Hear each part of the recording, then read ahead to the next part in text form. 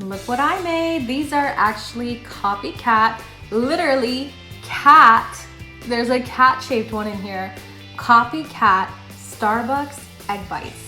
And this recipe is actually like the closest tasting to Starbucks in my opinion. They turned out perfect, and I even got the outside to crisp up a little bit too. So recently I posted a video on my TikTok about Starbucks egg bites and it got 3.7 million views. But you wouldn't believe how many people were saying that it's so much easier and so much cheaper and more delicious to make at home. So I decided to put it to the test. I couldn't believe how simple they actually were to make. So you can choose your own meat, or you can use bacon like Starbucks does, but I don't eat bacon, so I decided to use beef sausage. You need some Gruyere cheese and some Gouda cheese. You can use any cheese that you want, but these two taste the closest to Starbucks. You also need a few seasonings. I used a blend of salt and pepper as well as some chili powder. Feel free to throw some garlic in there if you want to as well. That's totally optional.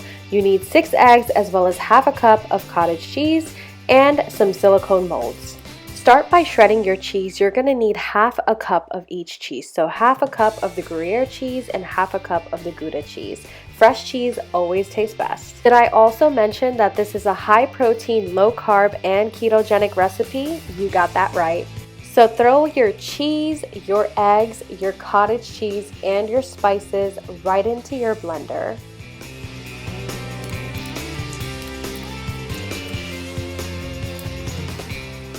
Now we're going to blend everything until it's nice and smooth. You really want to make sure that there is no lumps or clumps in there. Get a large oven-safe dish and we're going to fill it with some water to create a water bath. You need very little. You'll see my finger right there, just enough so that we can get an even cook.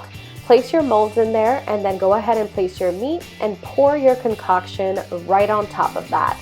I even made a really cute cat-shaped one, which you'll see in just a second. Shout out to my friend Gabby for giving me this super cute cat mold. I absolutely love it. Thank you, girl. So go ahead and bake these at 375 degrees for about 20 to 25 minutes. That's how they look when they come out. What I like to do is throw them in the air fryer for an additional 5 minutes at 350 degrees to get that extra crisp. And look at how they turned out. The texture is perfect. These actually melt in your mouth. They're so high and full of protein and absolutely delicious. Thanks for watching, guys. I hope you enjoy, and don't forget to subscribe.